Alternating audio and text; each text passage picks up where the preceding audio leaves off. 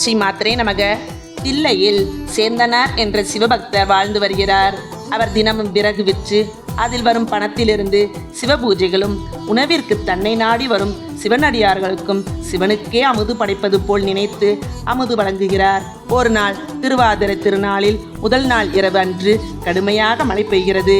காட்டுக்கு சென்று விறகு வெட்டி அதை விற்றால்தான் அன்றைய உணவு அவருக்கு.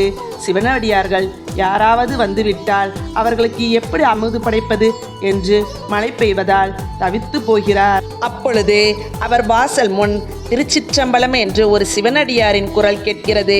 உடனே வாசலுக்கு சென்று அவரை அழைத்து பணிவிடைகள் செய்து அமர சொல்கிறார்கள். அப்பொழுது சிறிதளவு இருந்த அரிசி மாவை வெள்ளப்பாயில் போட்டு கழி செய்து 2 உருண்டைகள் பிடித்து ஒரு உருண்டையை அவரிடம் கொடுத்து சாப்பிட சொல்கிறார்கள். விரும்பி சாப்பிட்ட இறைவன் ஒரு உருண்டையை அடுத்த வேளை சாப்பிட வேண்டும் என்று கேட்டு வாங்கி செல்கிறார்.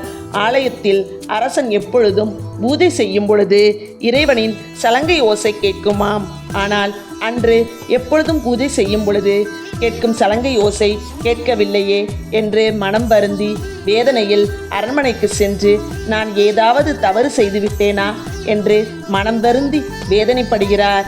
அன்று இரவு அரசன் தூங்கும் அவர் கனவில் இறைவன் தோன்றி, நீ வருகையில் நான் சேந்தன் வீட்டிற்கு சென்றிருந்தேன், அவன் கழித்தந்தான், எனது பசி தீர்த்தான் என்று சொல்கிறார்.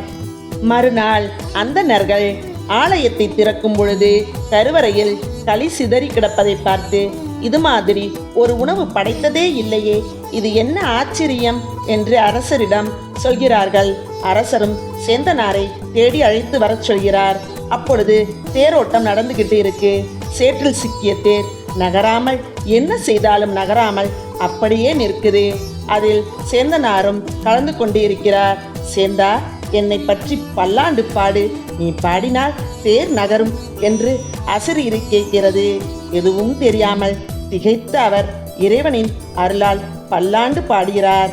அன்றிலிருந்து ஆருத்ரா தரிசனத்தன்று திருவாதிரை களி படைக்கப்படுகிறது.